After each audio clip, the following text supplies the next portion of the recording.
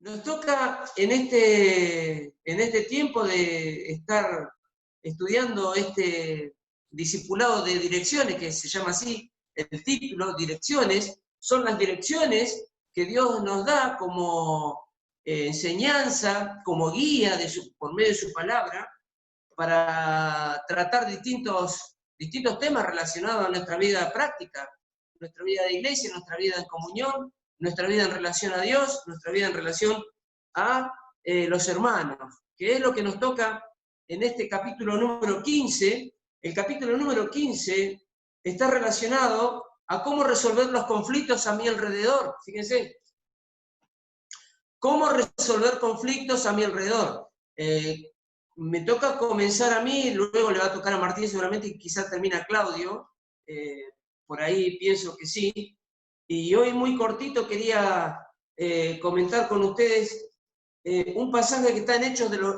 comentar en realidad, vamos a leerlo, no es el comentario de ese pasaje, sino que vamos a leerlo y en función de lo que dice ese pasaje, que es un texto, en Hechos de los Apóstoles, capítulo 24, y el versículo 16, el apóstol Pablo había sido él tenía ya fama de llevar adelante el evangelio por distintos lugares, y estaba ya llegando a sus últimos tiempos, por así decir, antes de ser apresado en Roma. Estaba en Jerusalén, en el último tiempo había venido a Jerusalén, porque él había apelado a César, y estaba haciendo su defensa delante del gobernador Félix respecto de lo que otros decían, ¿no? Que él era un alborotador, alguien que venía a destruir las bases de la fe judía y a causar divisiones y a causar disensión y bueno, y hasta lo acusaban de sedicioso, ¿no es cierto? Lo acusaban. Así que entonces el apóstol Pablo dice esto ante Félix en el capítulo 24 y el versículo 16. Ya había se había enfrentado a varios dirigentes políticos y religiosos, entre los cuales estaban los judíos del Sanedrín y de, bueno, todos estos principales judíos. En el versículo 16 dice, vamos a leer el versículo número... bueno, vamos a leer el 16 porque es mucho, sino para leer. Pero fíjense lo que dice. Y por esto, dice el apóstol Pablo, procuro tener siempre una conciencia sin ofensa ante Dios y ante los hombres, ¿no? Y él explica ahí, pasado algunos años vine a hacer limosna a mi nación y presentar ofrendas. Estaba en ello cuando unos judíos de Asia me hallaron purificado en el templo, no con multitud ni con alboroto. Ellos debieron comparecer ante ti y acusarme si contra mí tienen algo. Estos judíos habían venido delante del gobernador acusándolo y realmente no tenían forma todo eran inventos, en realidad por los celos que tenían de cómo la gente se iba detrás del evangelio que Pablo estaba predicando. Pero acá el punto es que él había empezado a tener conflictos con las personas y él declara, ¿no? Como parte de esta guía, de este ejemplo para nosotros, él declara que siempre ha procurado tener una conciencia sin ofensa ante Dios, y fíjense, y ante los hombres. ¿Cómo enfrento los problemas con las personas que forman parte de mi vida o que se vinculan alrededor de mí en mi diario vivir? Los que trabajan, los empleados, los compañeros, el jefe, otras personas a quienes pueden ser clientes o no, dependiendo del rubro en el que uno trabaje, la familia misma, los esposos, las esposas, las diferentes circunstancias difíciles que puede haber, las circunstancias entre los vecinos. Hay circunstancias difíciles entre los vecinos. Hay circunstancias difíciles entre los padres con sus hijos mayores. Y se sabe y tenemos experiencia de esto. Hay circunstancias difíciles entre los hermanos. Entre los hermanos carnales, la familia carnal. pero también hay circunstancias difíciles entre los hermanos espirituales, entre los que conforman un cuerpo local, una iglesia, como la que conformamos los hermanos de Roca, en Roca, y los hermanos aquí en Cerri. Hay circunstancias difíciles. En la experiencia de la vida hay distintos problemas y de variada intensidad, y cada uno tiene su experiencia en eso. Y podemos, si nos ponemos a hablar, como a veces ocurre, que nos ponemos a hablar, cuántas cosas empezamos a contar. Y yo lo escucho a Bettinelli, a Miguel, que siempre, no, porque salís con el camión, y siempre cuenta cosas, ¿no? Bueno, Claudio también, con sus circunstancias, Martín, cada uno tiene dificultades y problemáticas de variada intensidad, pero si hay un conflicto inevitable, es en el plano de las relaciones humanas. En el plano de las relaciones humanas, los conflictos se transforman en inevitables. De hecho, que cuando hay relaciones humanas entre dos personas, va a ocurrir en algún momento un conflicto. El asunto es cómo enfrento para resolver esa clase de problemas. Aquí el apóstol Pablo, ¿no?, en Hechos de los Apóstoles, nos da explica esto en realidad, pero es una instrucción para nuestra vida. Tener una conciencia sin ofensa. ¿Cómo es tener una conciencia sin ofensa? Eso es lo que vamos a tratar de dilucidar en este capítulo 15 de el discipulado Direcciones para nuestra vida, como parte de una guía en la que podemos comentar estos temas, ¿no? Amar y perdonar a los demás como Dios nos amó y perdonó puede resolver muchos conflictos y evitar tantísimos cuantos, hermanos, tantísimos cuantos conflictos. Amar y perdonar como Dios nos amó y cómo nos perdonó, ¿no? Dice un texto allí que en relación al matrimonio en Efesios capítulo 5, versículo 25, dice, así como Cristo se entregó, dice, amó a la iglesia y se entregó a sí mismo por ella. Así debemos de amar, dice, los esposos a nuestras esposas. Los esposos a las esposas, no dice al revés. Pero el punto es que Él nos amó, a la iglesia, y se entregó a sí mismo, perdonando, por supuesto, todas y cada una de nuestras faltas, nuestras ofensas.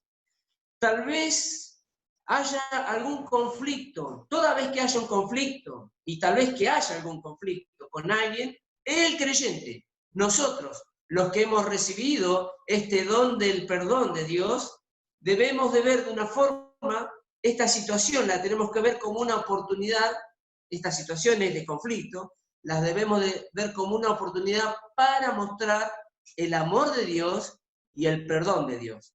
Eso es lo que tendríamos que hacer. No estimarlo como una batalla o como una lucha en la que tengo en conflicto con mi hermano o con alguna persona, ¿no? Porque nos pudiéramos enredar en algo peor, hermanos. Nos pudiéramos enredar en algo mucho peor. Y la verdad que hay algunos conflictos personales que se convierten en momentos tremendos y complejos cuando no los resolvemos, ¿no? Hemos tenido quizá alguna experiencia en estas cosas.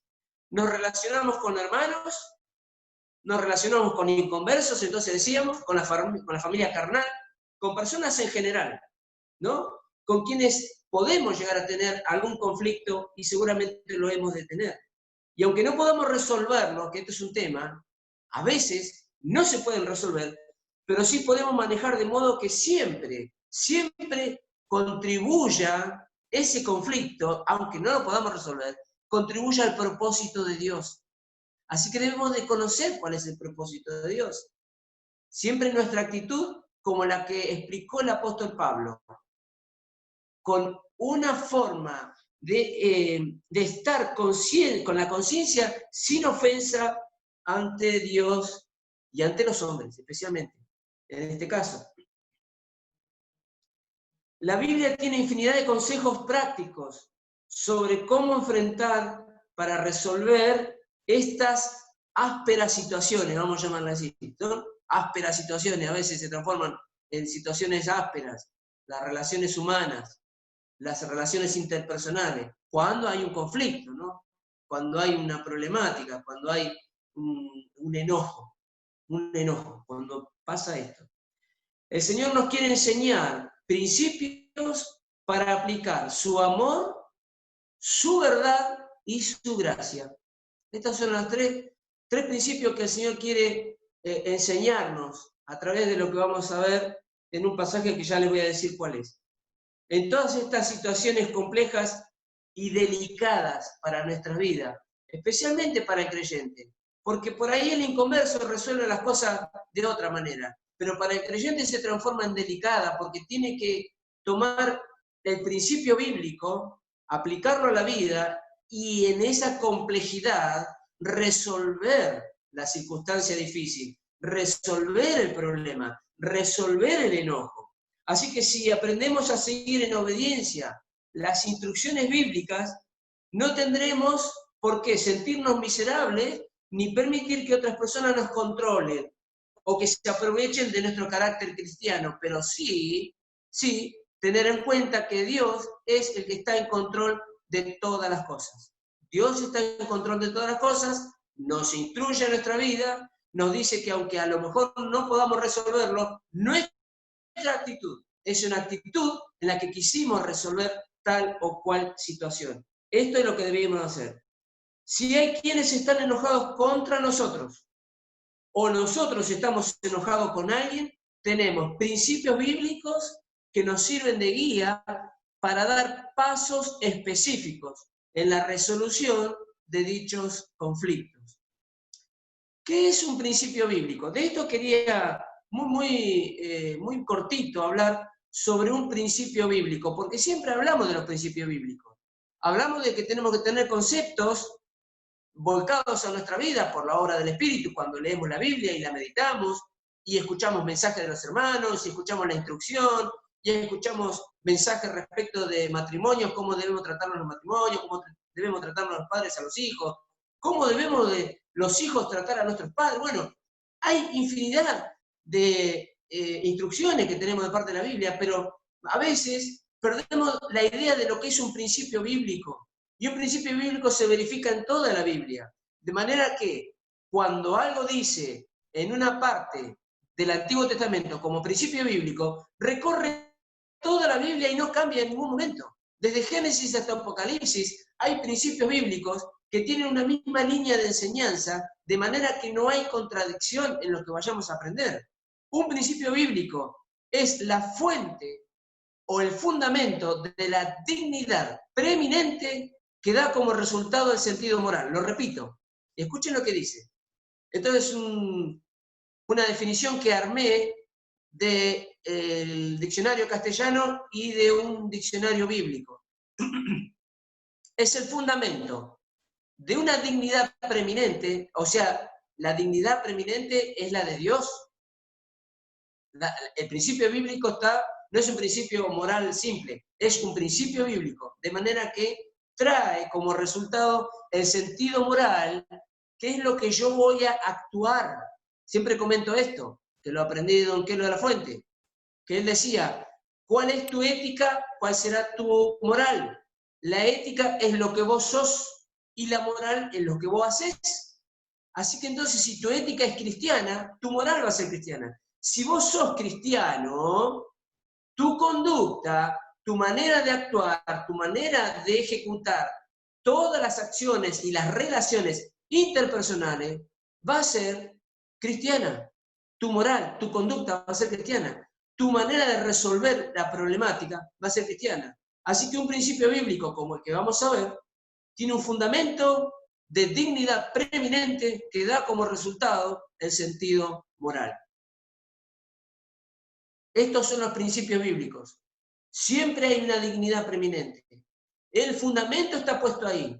Mi conducta, entonces, debe seguir, si soy obediente, a un buen resultado, porque va a tener esta calidad espiritual, cristiana, a la que obedientemente me apego, entendiendo lo que dice la palabra de Dios, y así entonces verificarla en mi vida y todas las cosas, así como el apóstol Pablo dice, tener una conciencia sana, una conciencia tranquila, una conciencia ante Dios y ante los hombres.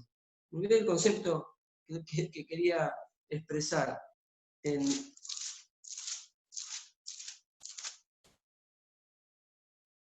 Es una conciencia sin ofensa. Ese era el punto.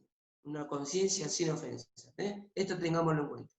Vamos a abrir nuestra Biblia en Mateo, capítulo número 5, hermanos. En el Sermón del Monte, una parte nada más de todas las enseñanzas en parábolas que hizo el Señor Jesucristo allí a las personas que estaban reunidas en el sermón, en el monte, en este monte donde el Señor Jesús expresa varias parábolas, pero hay una en la que dice Jesús y la ira, el Señor Jesús y la ira. En el capítulo número 5, versículos 21 al 26.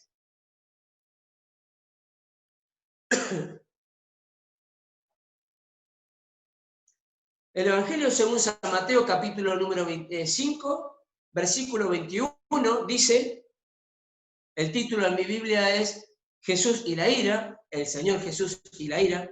Dice el versículo 21, oísteis que fue dicho a los antiguos, no matarás, y cualquiera que matare será culpable de juicio.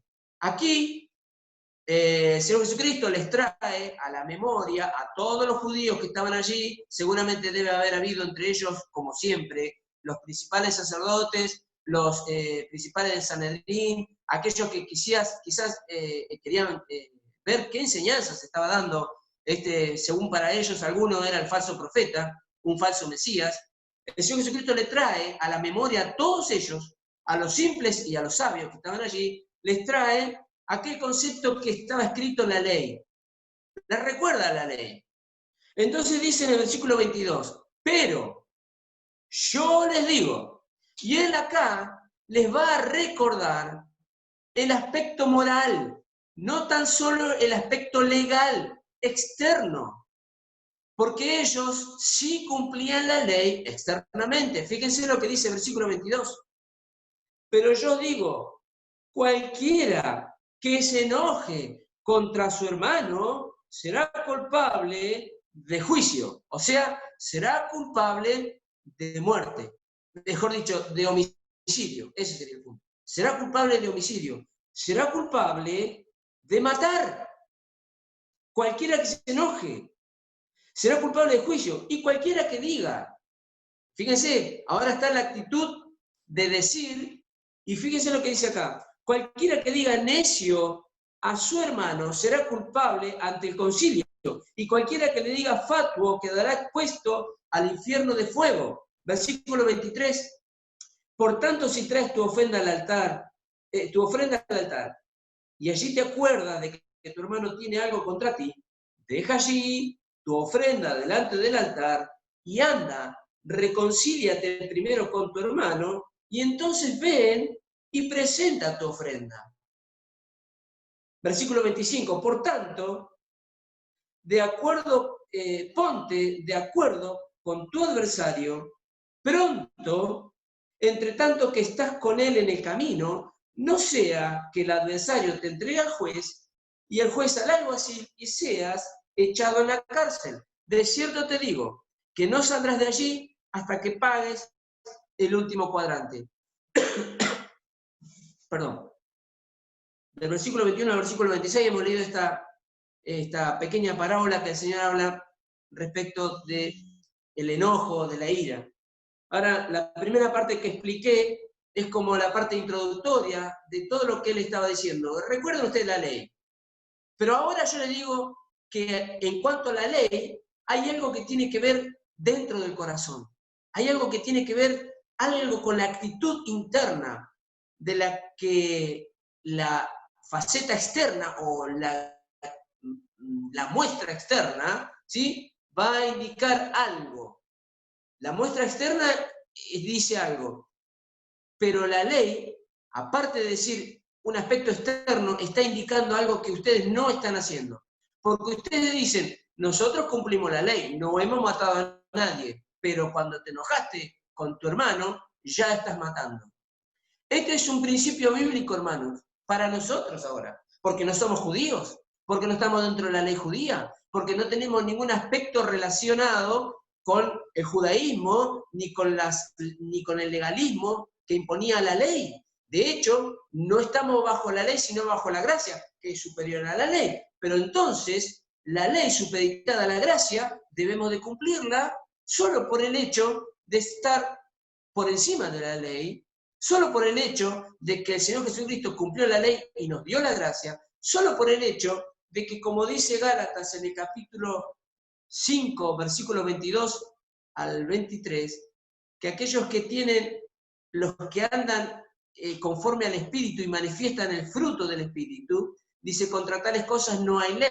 ¿Por qué no hay ley? Porque estaríamos por encima de la ley. Quienes cumpliesen estos aspectos del fruto de la ley, que es amor, gozo, paz, paciencia, benignidad, bondad, fe, mansedumbre, templanza. Contra tales cosas no hay ley. ¿Por qué no hay ley? Porque teóricamente, si cumplimos con eso, estamos por encima de la ley. Esa expresión que el apóstol Pablo enseña a los Gálatas, especialmente hablando sobre el tema de la ley a los Gálatas, quienes eran los que estaban aprendiendo sobre los judaizantes y sobre aquellos que querían imponer la ley de nuevo, él le dice, muchacho, la actitud espiritual, la actitud interna, está por encima de la ley, pero es muy superior a la ley. Pero deben andar no en la carne, sino en el espíritu. Principio bíblico. Los principios bíblicos que podemos aprender de este pasaje que hemos leído en Mateo 5 es que el enojo es un problema serio, hermanos. Entonces, es un problema muy serio. El que es acusado de este crimen, el crimen de matar a un hermano cuando te enojaste con él. Acá dice que será llevado a juicio. Será llevado a juicio. ¿Qué juicio? Bueno, en primer lugar, puede ser, o podría ser como ocurría en aquel momento, llevado a juicio del tribunal del Sanedrín. Podría ser llevado a ese lugar. El que es encontrado bajo este pecado, este crimen. Ahora, dice que la única ira justificada, y en el original habla de que acá no hay una justificación para la ira, de ninguna manera. Pero la única ira justificada sería cuando el honor de Dios está en juego. Cuando el honor de Dios está en juego, delante de aquella persona que ofende a Dios, a quien ha comprado mi vida, mi alma, todo mi ser para la eternidad, yo tengo que ponerle un freno. Cuando Dios es insultado, como me ha ocurrido alguna vez, y seguramente a ustedes también. Bueno, mirá, fulano, cuando yo estoy presente, te referís bien de mi familia, por ejemplo, y te referís bien de Dios. O si no querés hablar de Dios, ni lo nombres. No te metas con el Señor. O cuando se produce alguna injusticia contra alguien, sería de alguna manera justificada cierta actitud nuestra, pero debiéramos de tratarlo para resolverlo al tema. El segundo punto, esto es el versículo 21. El versículo 22 es donde el Señor Jesucristo empieza a decirle ahí, este es el principio bíblico. Dice, el asesinato es un crimen tanto del corazón como con la mano. El pecado de insultar a un hermano, decirle necio, o sea, imbécil, era el más absoluto insulto. Acá dice, cualquiera que le diga necio a su hermano será culpable ante el concilio. Y el concilio era el alto tribunal del país o de la nación que había en ese lugar.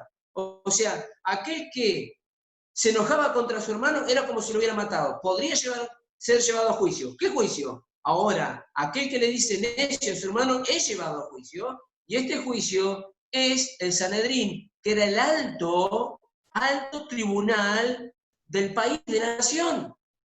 Y era para ser ejecutado en ese lugar, dándole alguna sentencia. Pero dice, pero llamar insensato, fatuo, que es la tercera forma de ira injusta que el Señor aquí aclara. Estas son iras injustas. No hay forma de justificar ninguna, salvo contra Dios o una injusticia contra alguien. No hay forma de estar justificada algún enojo contra el hermano, diciéndole insensato o fatuo. Llamar a alguien insensato es la tercera forma injusta de decirle a alguien cabeza dura, ignorante, que deberías estar muerto. Eso le está diciendo. Este quedará expuesto al infierno de fuego. Fíjense cómo va en increchento las formas de ajusticiamiento de este que se enoja contra su hermano.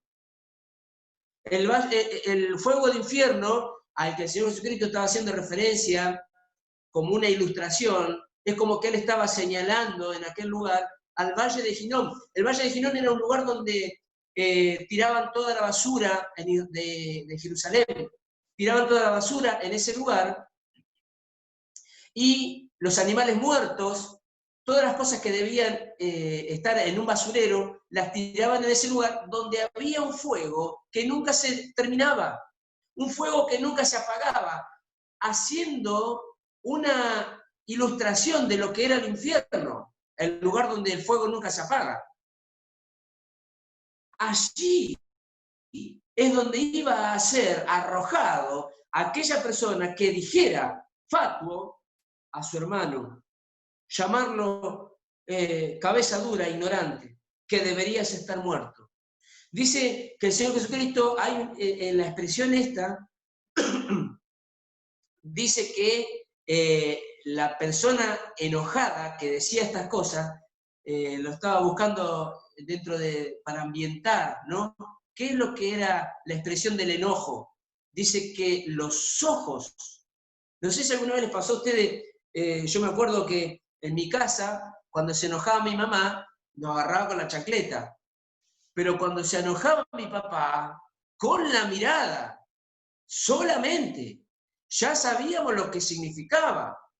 Y él ponía una mirada que, ¿para qué te cuento? Bueno, ahora no me sale bien, no me sale, pero suponete, no veo nada, pero una mirada de enojo, ¿no? De poner, me acuerdo ahora y me agarra cosita, pero el papá de Fabián dice que hacía lo mismo, te ponía la mirada, ¿no? Bueno, ustedes, algunos por ahí se deben acordar de su padre, los más grandes, digo, ¿no? Porque los más chicos por ahí hoy no saben lo que significa esa mirada. Bueno, esta es la expresión del enojo que dice aquí el Señor Jesús. O sea, toda una expresión de enojo contra aquel que le dice fatuo. Y hasta expresiones con la mano. Llamar a alguien insensato, esta forma injusta de llamar a nuestro hermano, El versículo 24 dice algo interesante. El enojo no me deja comunicación con Dios. Qué interesante. ¿Saben por qué? Porque nosotros todos los domingos, hermanos, aquellos que hemos recibido a Cristo en nuestros corazones, aquellos que somos miembros y parte de una congregación a la que nos hemos incluido como miembros y estamos para adorar al Señor todos los domingos, a la cena del Señor, nos acercamos para adorar. Y nos acercamos con una ofrenda, que no es simplemente la ofrenda, la cual recordemos que debemos tenerla siempre presente, la ofrenda monetaria, sino que la ofrenda del corazón, hermano. La ofrenda de la mente, del corazón, del ser interior para elevar con insuficiencia muchas veces nuestro agradecimiento al Señor. Ahí no vamos a pedir nada. Cuando es la cena del Señor, no vamos a pedir nada, vamos a ofrecer. Pero dice aquí que si vas a ofrecer esto, pero estás enojado con tu hermano, no hay comunicación. Se corta la comunicación. Antes, brevemente antes, si el enojo no se resuelve de modo adecuado, dice, se interrumpe la comunicación con Dios. Dice aquí, deja tu ofrenda delante del altar.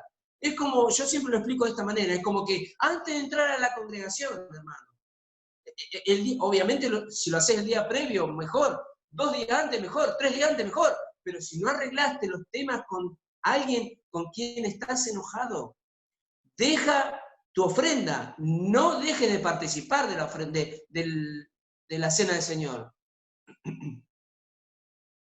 No dejes de participar. El propósito de esto es para participar.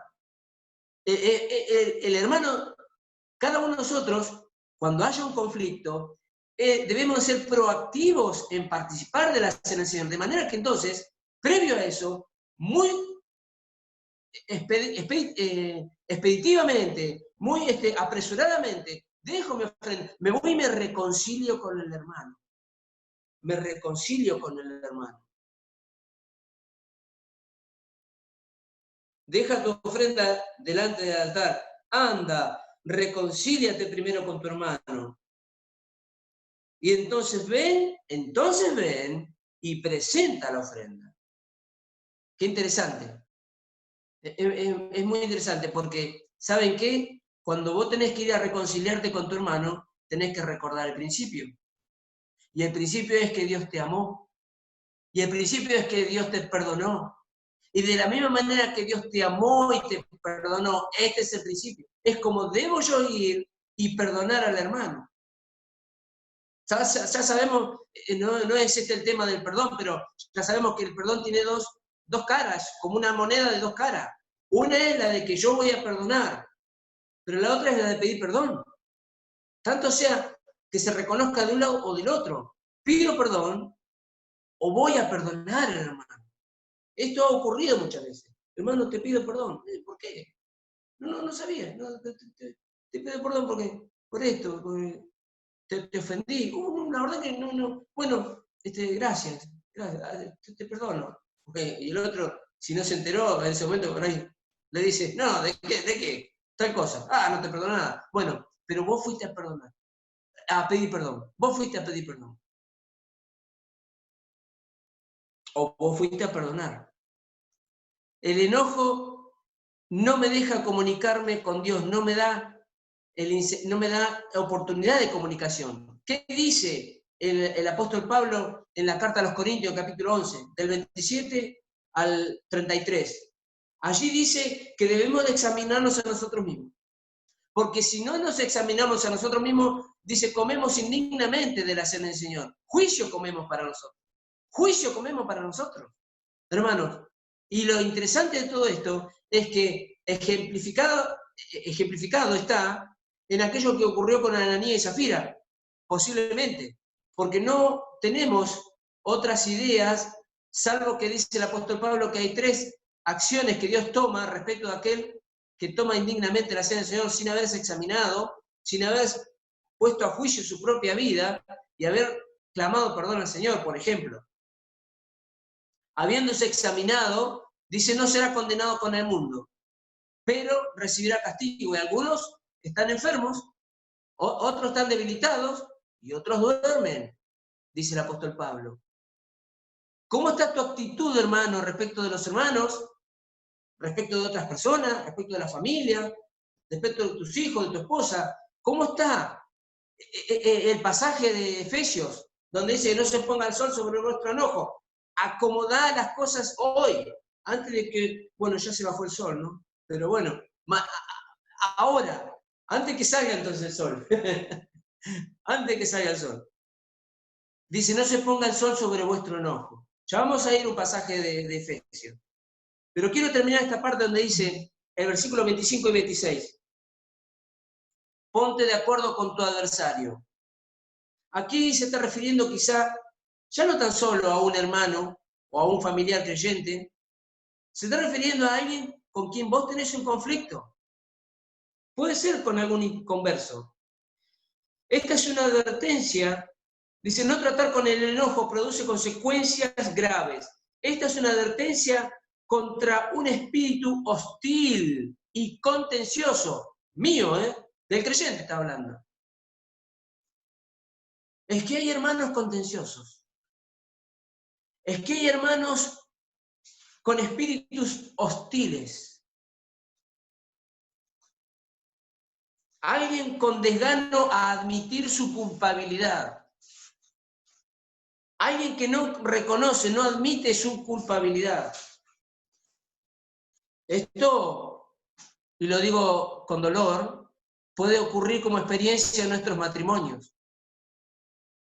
No admitir la culpabilidad de tanto de los esposos o como de las esposas, de los hijos, un espíritu hostil y contencioso, a no ser dócil en arreglar las cosas pacíficamente, con principio bíblico. No es fácil, yo sé muy bien, se entiende, y les puedo asegurar que es un tema muy delicado, hermanos. Y gracias a Dios que nos ha permitido tener este tipo de temas para tratarlo en esta noche. Y sucesivamente hay otros temas más relacionados. Pero aquí dice que hay espíritus hostiles, contenciosos, con desgano de admitir la culpabilidad y no ser dóciles en arreglar las cosas pacíficamente, hermano. El Señor llama a buscar la reconciliación en forma apresurada, porque dice, ponte de acuerdo con tu adversario pronto, pronto. Mientras, dice, entre tanto que estás en el camino. La expresión entre tanto que estás en el camino significa mientras tenemos vida. ¿Y saben qué? Nadie sabe, ni nadie tiene el tiempo contado, ni nadie sabe cuándo es el tiempo de su partida. Por eso es pronto, significa ya. Entre tanto que estás con él en el camino. Estamos con nuestras esposas en el camino. Estamos con nuestros esposos. Las hermanas me refiero, no las hermanas. Con nuestros hijos. Con nuestros vecinos. La paciencia y la templanza son dos aspectos que conforman parte del fruto del Espíritu. Es lo que hemos estado diciendo hace un ratito. El autocontrol. Ahora, este autocontrol no es el autocontrol del que estudiamos con aquellos libros de autocontrol mental y todo. No, está refiriéndose al autocontrol que Dios por medio de su Espíritu nos dio. Dice que nos dio espíritu de poder, de amor y de dominio propio. Dominio propio. El autocontrol está referido a ese dominio propio que tenemos que tener conscientemente, sin ofensa a nuestra conciencia ante Dios y ante los hombres, tomando las herramientas del Espíritu Santo en nuestra vida como obra para poder resolver estas problemáticas que no me permiten tener, por ejemplo, comunión con Dios, comunión con mi familia, comunión con uno mismo.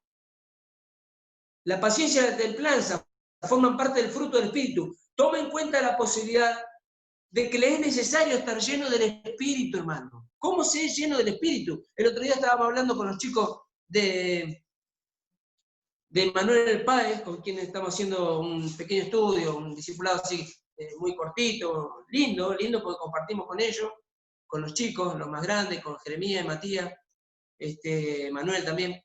Bueno, y estamos hablando sobre la obra del Espíritu.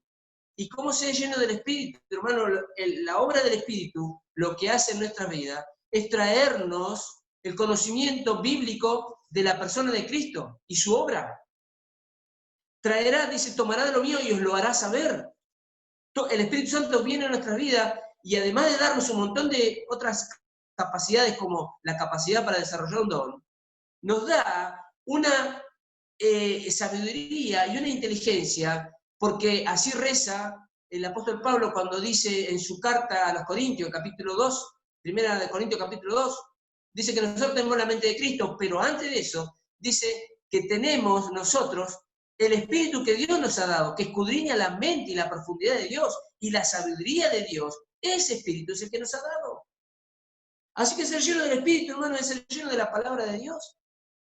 Debemos de leer la Biblia no solamente por leerla, bueno, leerla sí, siempre repito esto, leamos la Biblia porque ahí vamos a ver quién es el Señor y vamos a descubrir quién somos nosotros, qué clase de personas somos. Y cuando el Señor, por medio de su Espíritu y la obra del Espíritu y su palabra, dice lo que es un cristiano, y vos te comparás con eso y ves que no está llegando a la línea, ahí es donde empezamos a tener esta idea en cuenta y empezamos a dar las áreas de nuestra vida al Espíritu Santo. Tomemos los pasos que sean necesarios para entregarle a Dios el control de nuestra vida. Tomemos los pasos necesarios. Oremos, congreguémonos, leamos la Biblia. Pero ¿saben qué, hermanos? Acá hay un detalle interesante. Tal vez no podemos cambiar a la persona o a personas, muchas, con las que nos causan enojo. Sí podemos estar desenojados, por así decirlo, ¿no? Pero sí podemos permitir que el Espíritu de Dios controle nuestras vidas. Y una de las cosas, que ya dijimos, orar, leer la Biblia, congregarnos, una de las cosas posibles es cuando necesitamos ayuda de hermanos creyentes, maduros espiritualmente, a quienes podamos rendirle alguna cuenta y decirle, mirá, hermano, no sé, ahora vamos a poner, por ejemplo, los hermanos ancianos, Claudio, Martín, te confieso o quiero que estén orando por este tema específico. Orá por mi matrimonio. Bueno, hay hermanos que han puesto allí en el grupo, lo digo porque es de conocimiento público nuestro, para orar por la familia, ¿no? Por circunstancias difíciles, ya sabemos. A veces necesitamos la ayuda de creyentes maduros, a quienes rendirle cuenta para poder ser victoriosos con el enojo. Vamos a terminar, hermanos, con Efesios, y quiero con esto, en Efesios, no lo vamos a desarrollar, simplemente a leerlo.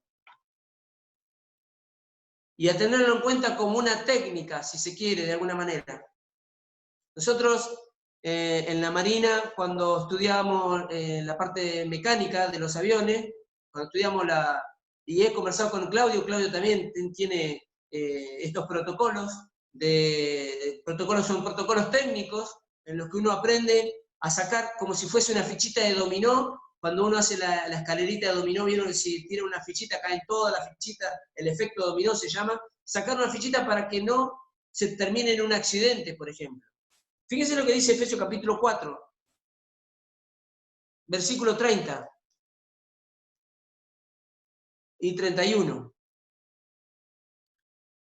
Dice, no contristéis al Espíritu Santo de Dios, con el cual fuisteis sellados para el día de la redención. Quítense de vosotros toda amargura, todo enojo, toda ira, toda gritería y maledicencia y toda malicia. Esta acción de la malicia termina, por ejemplo, en un homicidio, puede llegar a terminar en un homicidio flagrante. Ahora, cuando usted tiene mucha amargura, se convierte en enojo, el mucho enojo se convierte en ira. La mucha ira, la explosión violenta en un momento dado, hay gritería, y no cualquier gritería, sino que una maledicencia, una mala palabra, una maldición sale de su boca. Y luego de eso, toda malicia. El enojo acumulado y acumulado y acumulado puede llegar a terminar en un estado terrible. Saquemos una de esas fichitas, cualquiera, no vamos a llegar a la malicia. Saquemos la gritería, no vamos a llegar a la maledicencia. Saquemos la ira, no llegaremos a la gritería. Saquemos el enojo, no llegaremos a la ira. Pero hermanos, saquemos la amargura para no llegar al enojo. Que Dios bendiga su palabra en nuestras vidas.